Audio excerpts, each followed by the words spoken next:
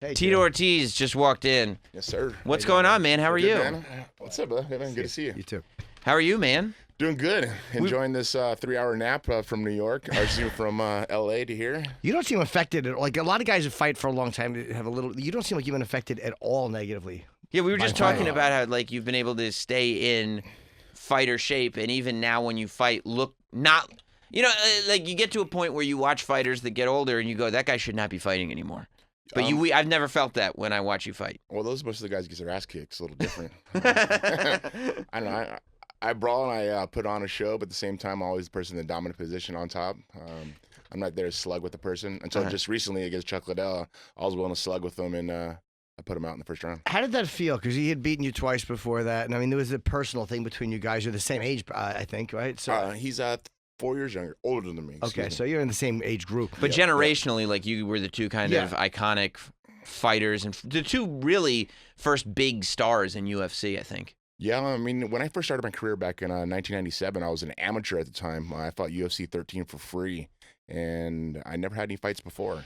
I never came from a fighter background. I came from a wrestling background in high school and college, collegiate wrestling, and I thought I'd just give it a try. Stopped my first guy in 22 seconds, UFC 13th, May 30th, 1997, and I was hooked. How did it feel to finally beat Chuck? God, let me tell you, man, it was a weight off my shoulders. And people said, oh, he's an old man, da-da-da. He's the one who called me out. I was like, Chuck, you don't want to do this. I'm telling you right now, you don't want to do this. And he kept talking to smack, saying he's going to knock me out. If I turn down the fight, then I look like I was afraid of the man. If I don't turn down the fight, I mean, it's a lose-lose situation. But when I got my hand raised, it was very, very gratifying, let me tell you. Well, you guys have a history together. It's not like you're, a 25-year-old fighter calling out somebody who's in their 40s. I mean, Right. you guys, you fought already. It looked like that during the fight, though, let me tell you. Yeah, I was Chuck- fast. I was on point. It was like he punched, and I was like, slip, slip, slip. I mean, this is the first time in my career I actually was slipping punches. Working with Jason Perillo, and it was just one of those things that I didn't want to get punched. I didn't want to get touched, and so they start moving my head now. Before I would use my arms, my forearms to block the punches, and my game plan has completely changed, and it's going to actually put longevity in my career. Did you carry those losses with you? Sorry, those two losses. Like, is that one of those things that would weigh on you? Like The Liddell losses? Yeah. Yeah, well, I mean, there was a lot of backstory behind that, with me and Chuck Liddell being friends, being the first team punishment. We trained with each other for a long time. We had our own management, and then Dana became our manager. There's a lot of conflict of interest, and if I told Chuck, man, if we're going to fight, let's make a lot of money off this. I mean, if we're going to put our friendship aside and, fight each other, let's make some millions. And he sold out. Our first time we competed against each other, we both made, I think, $150,000. UFC made over $40 million. Wow. The second time we fought, and we made decent money. We made about, $2 million apiece, and they made $70 million. I don't know. I was pretty good at math. I was horrible at English, but I was pretty damn good at math. You put those numbers together like that, and I'm making 6% to 5% of the revenue of something I'm putting my life on the line for. It didn't make sense. And Chuck sold down on friendship because of money. Look at him now. He's not working for the UFC. They fired him. They threw him to the wolves, and he's fending for himself. And I told him exactly what was going to happen. Truths in the future and what happened. It's here now in front of us, man. Chuck don't have a job. Did you know immediately, like, once that fight started and you were kind of seeing what Chuck was doing, did you know immediately, like, oh, this is not the same dude. This is going to be a lot easier than I thought it was? Not until the open workout. We had the open workout, and he was hitting pads, and he looked like he still had the power, but he never was really super quick. He was just throwing punches in awkward positions from awkward angles, and he was still throwing those, but I was just working with so many young guys at the time, younger guys I was sparring with, that it changed. I started learning how to move my head, finally moving my head, finally getting out of the way and stepping away and just getting the distance right. And, I put in an 18-week camp, the longest camp I ever put in my career of 22 years. Same with this fight against Alberto Del Rio. I started about 10 weeks ago. We have another 8 more weeks to go. I just kind of realized that I need to live into the fight world right now and really focus on my career. Do you get crazy when you're not fighting? It's like you just love to fight. Like you probably don't need to if you don't want to. I hate fighting. You do. I love to compete. I'm very, very, very, very, very competitive. Very competitive in everything I do. I mean, literally walking to the door, I want to be the first one. No, everything, playing pool. I mean, Gosh, fishing, everything. I want to. Are be you the no best. fun to play a board game with? I am no fun to play a board game with. I promise. Everything, scramble, everything. It's not even the rules. That doesn't count what you just did. Like, No, I get fun, it. It's Tito. like, that's not even a word, Tito. I'm like, no, look it up. It is. Like, how would you figure that out? Jackie Jr. from The Sopranos. It's a word now. Yeah, so it's one of those things. What do you do when you're not fighting? Like when you take some time off and you're like, all right, now do I retire? Like, what do you think when you think of retirement? Like for real, what do you think that you like? All right, this I think is a where I'll go. 65-year-old man that is gray and broken down and enjoying life with their family. That's a retired life. I'm 44 years young. I feel great. I feel better than I do when I was 34. No more injuries. No more just negative people around me. You know, I weeded out the negative people. Nothing but positive people around me. You know, I got a good girl, a great woman, Amber Nicole Miller, who's How'd you meet? actually we met back in UFC 33. She was the first ring card girl through Wow. Zuffa, and beautiful model, but a beautiful woman. I mean, beautiful all the way to the soul, to the heart, to the bone. I mean, this girl is not selfish at all. She is very caring. I mean, I can't talk enough about her because she's such a wonderful woman. She stepped up as a mother for my children, and we've been together now for 6 years, and I'm very, very thankful to have her in my life. She saved me. She saved my family. She saved the future for me. Like I say, I live in a happy zone at home where it's no problems. You know, I'm not walking on eggshells at home. I don't have to worry about just horrible stuff happening in my house. My kids are taken care of. You know, there's not people in and out of my home. It feels like a home when I walk into my house, and it's amazing. Is there a thing with fighters and ring girl? Like, is there like with the NFL that's like you're not allowed to date cheerleaders? Do they say anything to you like, look, you're not allowed to date these girls, or they don't? No, not at all. I mean, it was kind of funny because when we first met, we were on different opposite sides of a relationship. She was in a relationship, I was married, and it was never that type of, you know, of course, when she walked around with the ring card, I was like, damn, that girl's fine. But I never went no further than that ever. But then when me and Jenna Jameson broke up, she actually came to my life because I was going through some hard times at the time. You know, I had twin boys I was taking care of, and I was watching by myself for almost 8 months. And it was hard to take care of twin boys who are 4 years old, making sure they're in kindergarten. I mean, waking up for school every morning, making sure they're fed, you know, and I had a nanny who helped me during probably about 4 hours out of the day, but that just wasn't enough. It was just hard. And I wanted to make sure that I had the right woman around my kids for their future, you know. A little backstory for myself, my mother and father had a heroin problem, and I lived through that from the age of 6 to 13.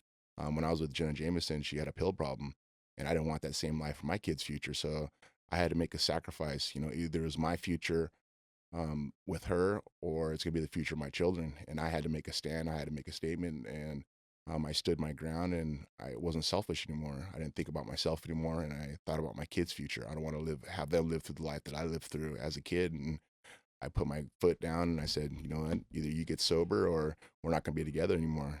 And she couldn't do it. And it's been 6, almost 7 years now that she's been gone. She has been around, nothing, tried to go through courts because she couldn't do what the courts asked her to do. And she's been gone. She lives in Hawaii now. She has a kid and married. And I don't know, she just kind of just left off the face of the earth. She's very active on Twitter. Like she seems to have been she's more conservative now, which maybe, you know, some people find God and change whatever it was wrong. Some people do. I mean, I don't have no contact with her at all. Like I say, my kids are my life, and if anybody who have children, they understand how much a love is for a child, you know, and I did everything I possibly could to make sure my kids have a safe future, and I did that, and I'm doing it, and I don't know. Do the kids ever ask about her? Like, do you have to? No, they don't. I mean, she left when they were 4.5 years old, 4 years old. Yeah. And so they don't remember. The nannies are always taking care of them. You know, I was paying $20,000 a month in nannies. Because Jenna was sleeping until 1 o'clock in the afternoon.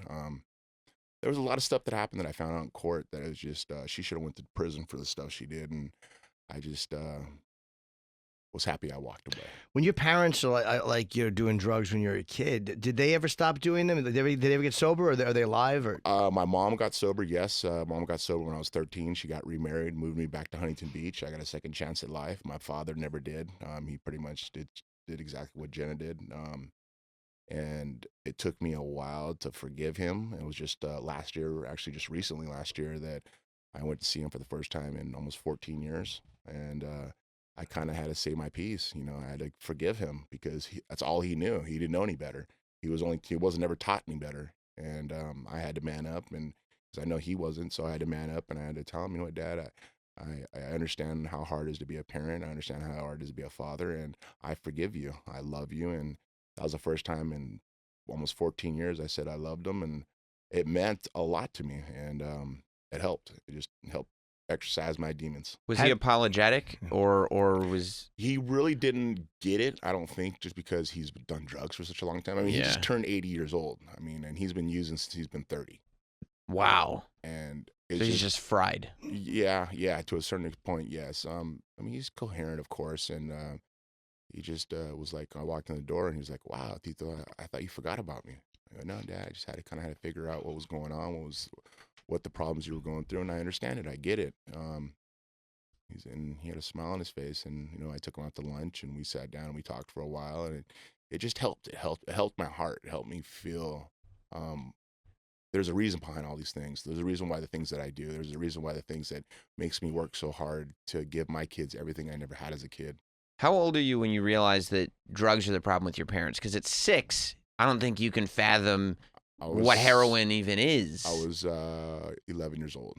And you go like, oh, this is why this has been like this for so long. I was hiding their needles. I was hiding their needles, hiding their drugs. And From them. From them, like, oh, for sure. And I took an ass whipping one time because I guess I got a stash, and I took it and I threw it away, and they asked me, and then my dad finally beat me down, and I had to give it, and it was tough. It was very tough. But it made me the man I am today. I mean, people say, would you ever take that back? Not a second. I'm glad I went through that because I was able to learn, and I've been able to help other people who've gone through the same type of thing, knowing that you have a chance. You have a chance to change your life. You have a chance to change your family. You just got to be responsible for your actions, and that's what I'm doing. Well, when you were younger too, like you almost went down that path, right? Like you. Yeah. You know, I graduated from high school, and you know, back in Huntington Beach, meth was a big thing, and I want to say addicted, but I was using with some friends, and it was just because of work. I mean, I was doing 16-hour shifts, and it was long days, and I kind of lost myself. I went to a club with one of my buddies one night, and I saw one of my old coaches, and he's seen me. He's like, "Tito?" I go, "Yeah." He goes, "You doing all right, dude?" I go, "Yeah, I'm doing fine. What do you mean?" He's, "You don't look all right." I go, "What the hell are you talking about?" That night, I went back home, and I looked in the mirror, and I didn't recognize myself. I was. But you don't even realize as it's happening. You don't. I was 6'2". I'm 185 pounds. I'm Wow. 6'2.5" right now, and I'm 235. So, I mean, there was a huge difference. Pimples on my face, big dark circles under my eyes. And he told me, he goes, "You ever thought about coming back to school?" And I go, "Yeah, I did. I just don't have any parents to take care of me. I'm kind of on my own." He goes, "Well, we could possibly get you financial aid." And that Monday morning, I walked into his office. He had a big smile on his face, and he says, "I think we could do this." Put myself through school, got my AA degree, won the state title twice in wrestling. Did you stop using it at that point? Just stopped altogether? I stopped that point. I looked in the mirror, and it scared the shit out of me. Are they testing you too when you're wrestling? Like, are there anything No. drug? Oh, they weren't. No, they're not drug testing at all. But like I say, I think it was just that rock bottom point where I looked in the mirror, and I was turned into my dad. And if fear hit me, I was like, oh my God, this is something I want to do. Yeah, and seeing that through your parents, like you saw the reality of it as a kid. So that it's not glamorized, it's not anything. So once you see it starting to take effect in you, you know immediately, I know what this is. I know exactly what it was. And it was just, like I say, it was just a breaking point of me, of just realizing it and recognizing it and going, okay, I better take care of this situation right now before it gets something I can't handle. And then when you get married and you find, oh, my wife is doing something. Well, I was never married. Me and Jenna. Oh, you were okay, we but were never married. People always say that she was my wife. Me and Jenna were never married because I never trusted her. But do you when you when you do that, are you like reliving childhood, like trying to make somebody not do something, trying to control it, like what they're doing? Yeah, there was that point. I mean, the first time it happened was in 2012 that I recognized that there was big problems that came about. You know, because she always drank champagne. You know, did Xanax here and there. And it wasn't really serious, but I mean, after the kids were born, it kind of got a little serious with painkillers. She always said she had migraines, and so the doctor actually gave her was it Demerol for the migraines. You know, I told the doctor, "I'm like, man, is this right? My kid's gonna come out okay?" He goes, "Yeah, we're doing the low enough doses. That's gonna be okay." not realizing that it was actually injectables and she was doing over the amount that he was asking. That's what I was going to ask. I mean, the dosage is low enough, but who's going to sit there and monitor to make sure that she's doing the dosage, right? And it wasn't, she had her assistant going out getting it all the time. And it was just, I had no control over it at all. And I was going through fight camps at the time. You know, I was fighting the UFC. At my top of my game. I was making big dollars. I mean, I was always up in Big Bear, California training.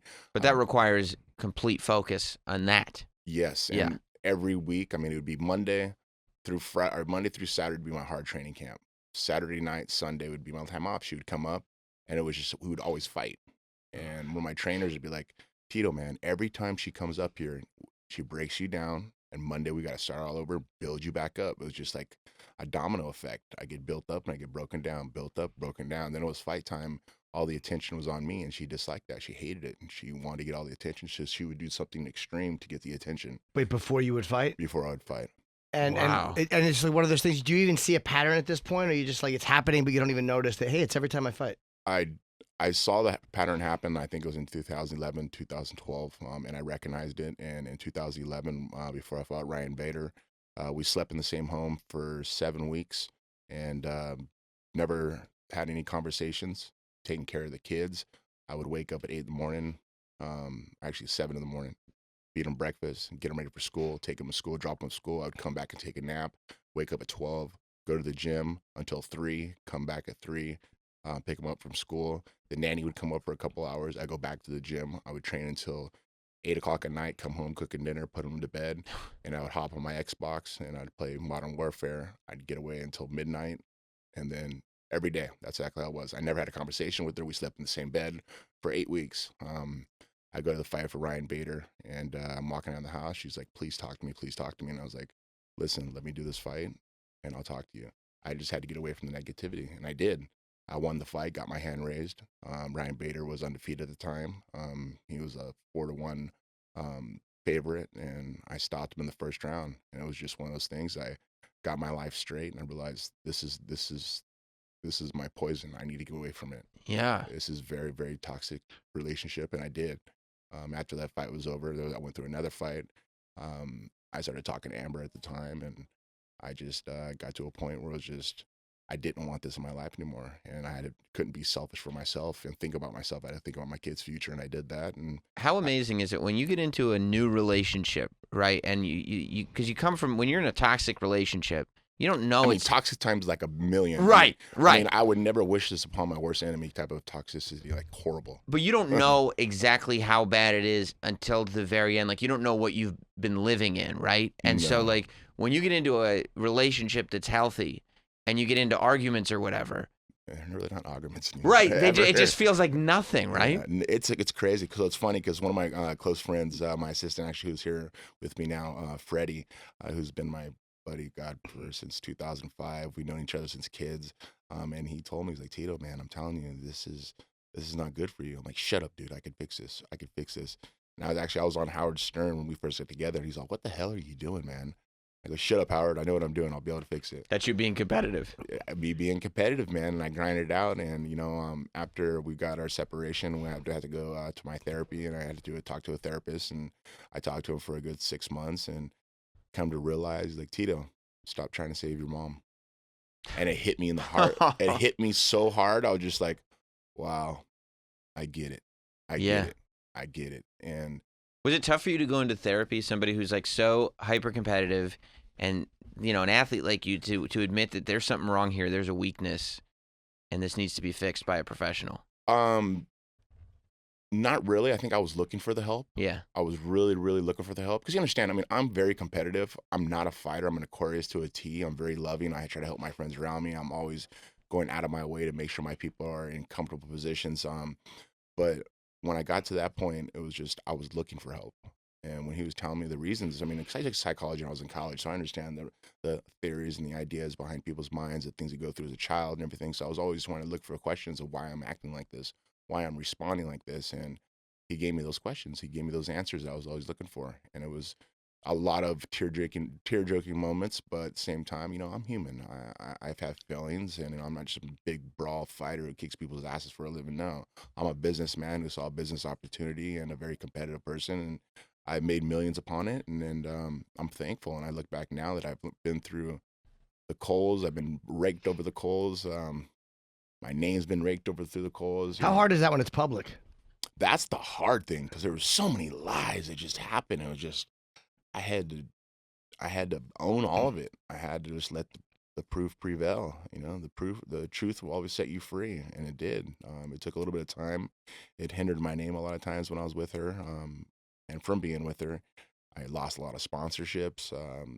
But everything comes back full circle. I have an opportunity now. I'm making a huge sponsorship that I can't say yet because we're in the midst of signing the deal.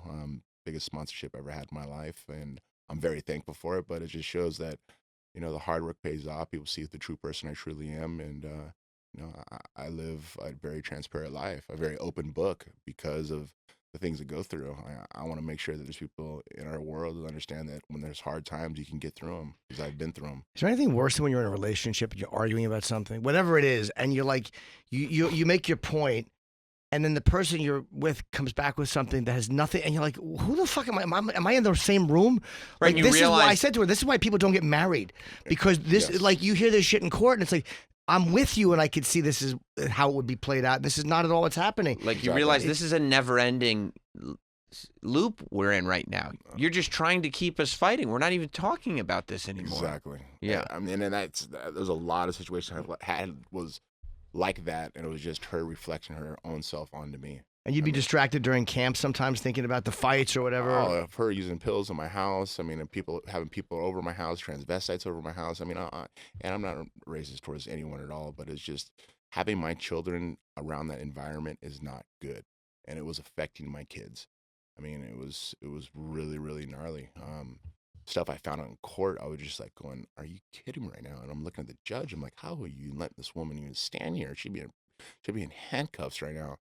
But they gave me full custody. I have full custody of those children. They gave her a bunch of things she needed to follow through to have a chance to see them, and she never followed through with one thing at all. And it's behind me now. And So when a therapist tells you stop trying to save your mom, Yep. and that sinks in, and you Yeah. go, holy shit, are you able to let that part of you go? yes, You are. Yeah, it was. It helped a lot. Yeah. I kind of it was like a smack in the face. It was like Freddie telling me, "Tito, man, you're in a bad place right now. You need to Right. see this." And I did. And it was like, all of a sudden, it was like, boom. And I was like, okay, I need to get my stuff straight. And I did. And I have. And it's great. I mean, I got to understand, at that point in 2012, when I left her and I left UFC, I had everything I've always dreamt of as a kid. I had a Rolls-Royce Phantom. I lived on the water in Huntington Harbor. I had a 38-foot fountain boat with twin 300s behind my house on its own dock, on my own dock. I had a Panamera Porsche. I had another home that I gave her for Christmas. I had everything as a kid that I've always wanted because I dreamt about these things. And yes, it's just material things, but as a kid who had nothing at all and came from nothing and was able to work my butt off to make that happen, I was living in paradise. I was living that white picket fence as I went with a family, with kids, and I had a chance of losing it, and I didn't want to lose it. And I told Jenna, we're going to lose everything. You can't let this happen. And she didn't care. She didn't care. I mean, she had $8 million that she blew through in 5 years. Wow. $8 million in 5 years. And I kept telling them, well, she'd go out on $30,000 shopping sprees. And I'd go, "You're not, what are you going to do when you don't have any money?" And she's like, "Shut up, stop telling me how to spend my money." And I'm thinking about the future. My kids are going to school, going to college, Yeah. taking care of them. And I've always thought like that. I've always put money away. And Yeah, when did you making become them a business person? Like, when did you see, because you start in the UFC, you're fighting for free. This is like a brand new thing at this point. No, people aren't making millions of dollars fighting in the UFC. So at what point did you start using your business brain? piecing this I think I together. had it as a kid though, because I mean, when I was younger and I used to get away from my parents, I'd go fish on Newport Pier and I'd sell bonita, which is a type of a tuna, and I would sell it to the people there for $2 a fish, and I'd get their phone number down and I'd call them as soon as the fish would start running, and they'd come up and buy all the fish from me. So I had the little hustle of selling. Sounds like a mailing list with your phone, just calling No, people. literally, I would go to the Yeah. payphone, I put in the 2 dimes and make the phone call. But I had that hustle, and when I started my clothing company, Punishment Athletics, in 1999, which is my clothing company I still have at punishment.com, I would go out in each and every event, and I would sell shirts myself, and I would make $20 a shirt, and I would kill it. I'd do $3,000 every show. until Dana all of a sudden said, you can't do that anymore. And I was like, all right, well, when are you going to start paying us a little more money? And then I was to back up a little bit. When Dana was my manager, who was it? Bob Meyerowitz, who was the owner of UFC. Dana was on him with the phone, and I was the champion at the time. And this before the Fertittas bought the company. And Dana told Bob Meyerowitz, Tito Ortiz deserves this amount of money. If not, we're walking, and hung the phone up. And I remember looking at Dana going, man, are you sure? Are you sure you don't doing the right thing? He's all, I don't know. We'll see. Damn, let alone an hour and a half later, Bob Meyerowitz calls back and says, okay, we got a deal. Wow. I mean, I was making, at that time, it was 50 and 50 thousand for the fight. I mean, I was the champ, and I thought that was great money. And then he became president, he put me down underneath one of his friends who was an attorney as my manager. There's a huge conflict of interest in there. And I always said, was like, all right, these guys are starting to make money now.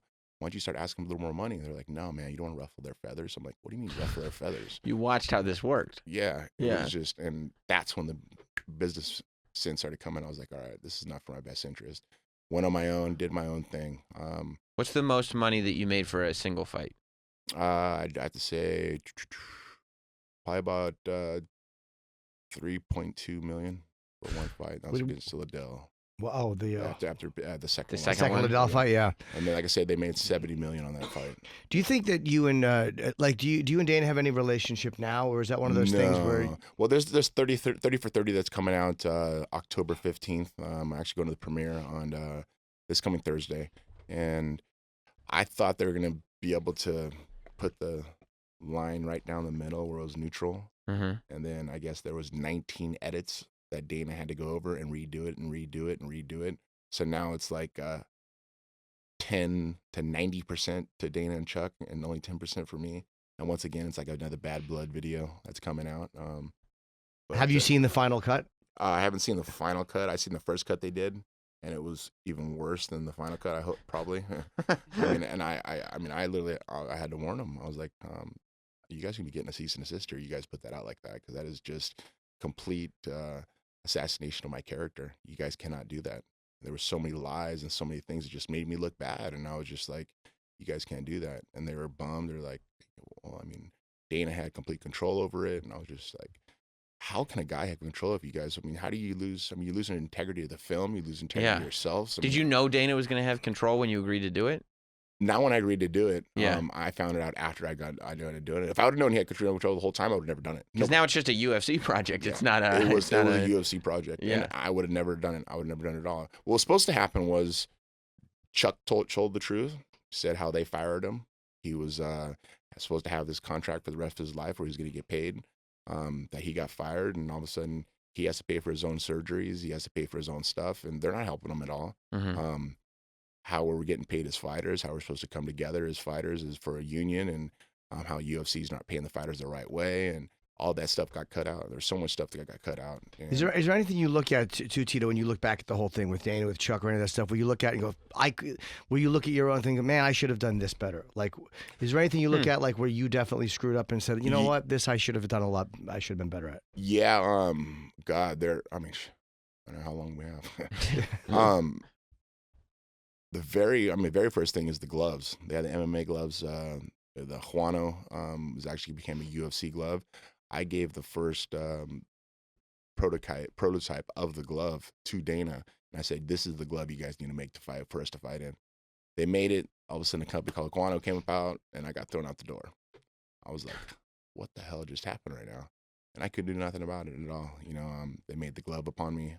On my name, or what I thought it was. You're like William H. Macy and Fargo going, well, no, it's my deal. It's my glove.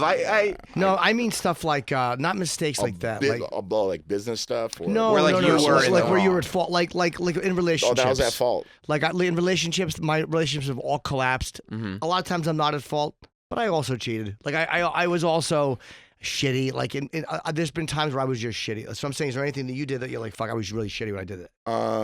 With Dana, you mean? Or any of them? Yeah. Probably just one. I think wearing a T-shirt that says "Dana's my bitch." I think that was probably the worst thing I've ever done. It's bad for relations with the boss. Probably not that great. Yeah. I don't think there's any other person that worked for a company that would wear a shirt like that. I probably should not have done that. But at the time, I was in I was in a bad place, I was listening to the wrong people. But everything else, no. I stood my ground.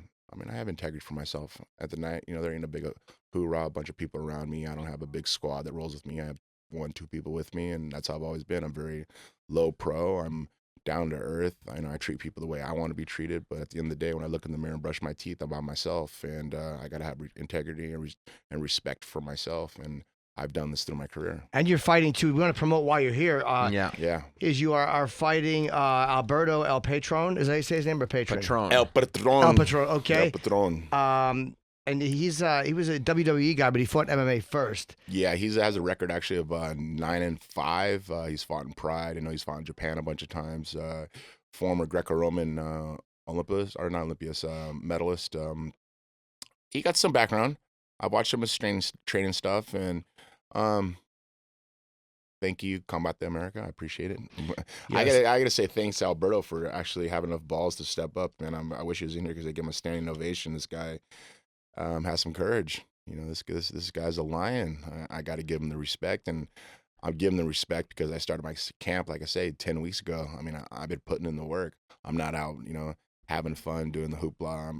You're training. I'm training my butt off, man. This is my life. This is what I do, and this is what I love. What do you think the chances are that you will not win this fight? There's always a chance. I'm not gonna be like there's no chance. In my mind, there's no chance. In his mind, I think he has a chance. I don't think he has a chance. Mm-hmm.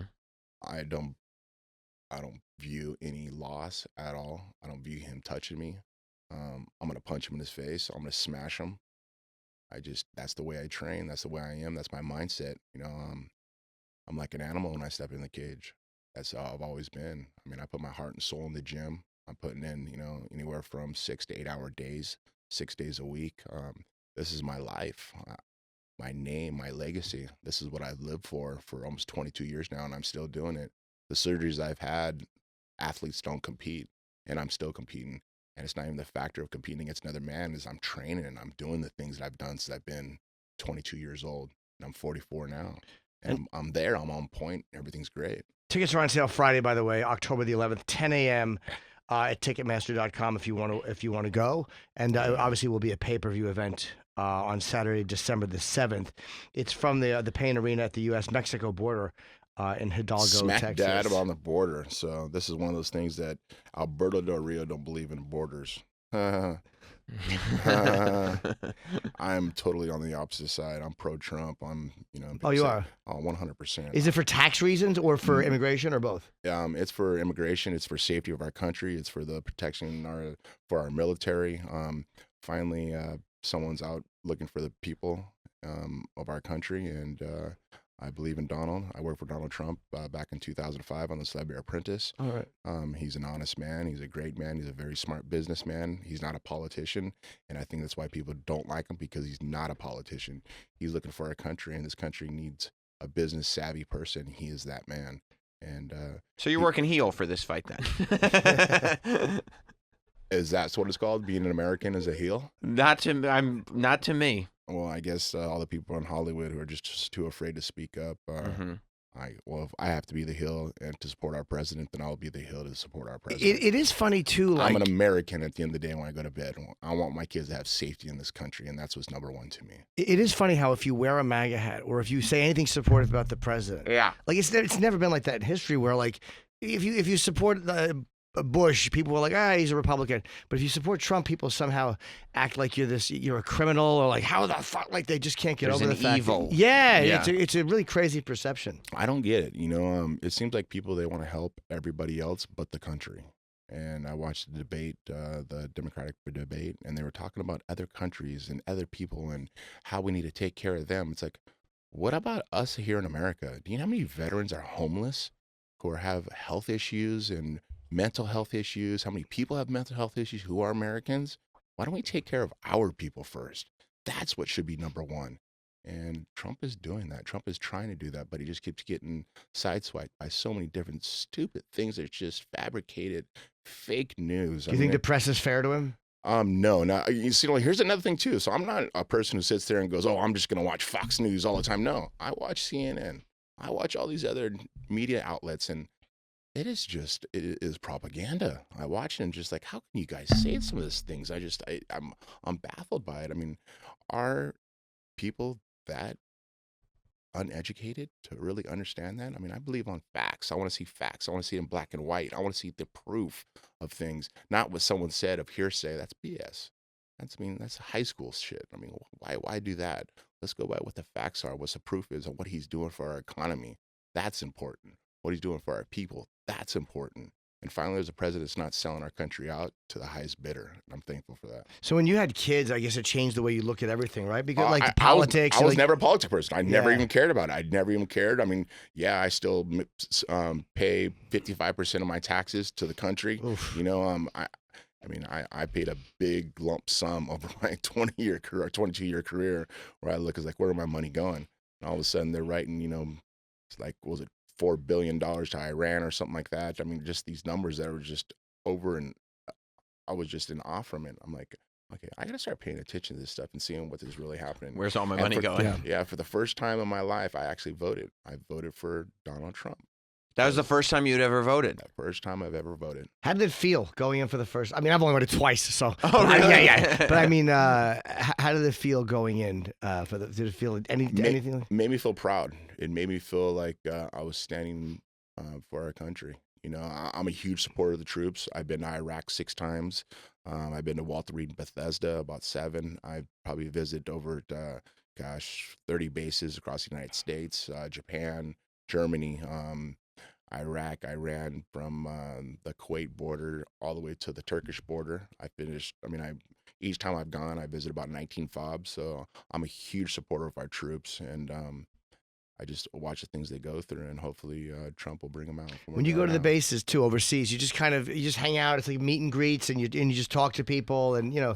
Yeah, I have huge turnouts when I go because I guess they get to watch it on was it FSN or FNS the network, the Forces Network, yeah, Force Network, and they all watch my fights and they see me come walking out with the American flag, and you know it's pretty cool. It's just the exception or the acceptance I get from the fans or from the troops is just amazing. You know, there are 2,500 people of troops like waiting in line to come get an autograph and talk with me. And they're so happy you showed up. They're just happy that you're there, and they're always the best gracious. thing is like when I'm able to sit down with the whole squad of guys. You know, there's 200 or 300 guys and girls, and I'm able to have a conversation with them, talking about teamwork. You know, talking about how battling, what it's like back at home right now. How do they feel? And for that 30 minutes or that hour I'm with them, they feel like they're at home. They don't realize they're in the sandbox, and they're just like, I talked to some of the colonels, and they pull me aside. They're like, Tito, thank you for coming. That was amazing. These guys and girls, they love it, man. They want to feel like to be home and kind of boost their morale a little bit. And I think that's really important. And I think a lot of that is lost when they come back home. They kind of feel like there's not nothing to really be accepted to. They fought for nothing, they feel like.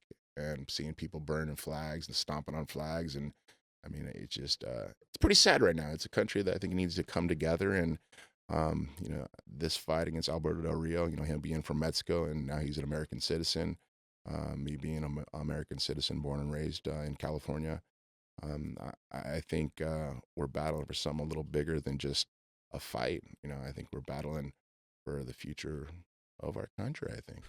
Well, you really look well. And you sound great. Like, you're literally one of the most unaffected by fighting fighters I've ever talked to. Really?